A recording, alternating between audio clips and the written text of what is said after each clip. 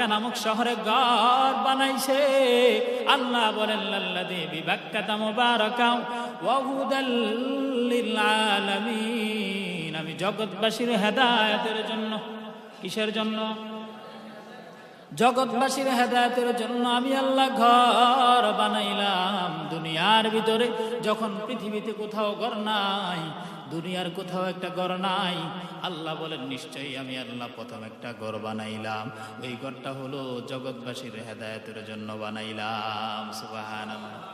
এ দুনিয়া কিছুই না, কিছুই না, কিছুই নাই, অন্ধকার অন্ধকার, পানি আর পানি, ডানে পানি সামনে পানি, মাটির কোনো আবরণ নাই, জমিনে পানি আর পানি, পানি আর পানি।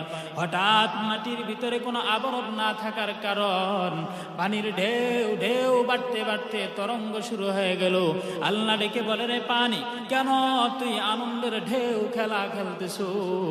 পানি ডেকে বলে, রে আল্লাহ, আনন্দ না, আনন্দ না, আমার দিলে বড় ব্যথা, দিলে বড় কান্না, চোখে কান্না। বলে কেন? বলে আমি জানি এই দুনিয়ার ভিতরে বনি আদম আশরাফুল মাখলুকাত জমিনে বসবাস করবে।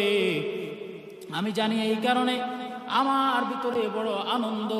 কিন্তু এখন জানলাম আমার পানির উপরে বনি আদম বাস করতে পারবে না, হেলবে ডুলবে পড়ে যাবে, আপনার ইবাদত করতে পারবে না। এই কারণে আপনি সিদ্ধান্ত নিয়েছেন এই জমিনের ভিতরে পানি রাখবেন না, সবগুলো মাটিতে রূপান্তরিত করে দিবেন। এই কারণে আমার কান্না। বলেন সুবহানাল্লাহ। আল্লাহ ডেকে বলে, রে পানি, কান্না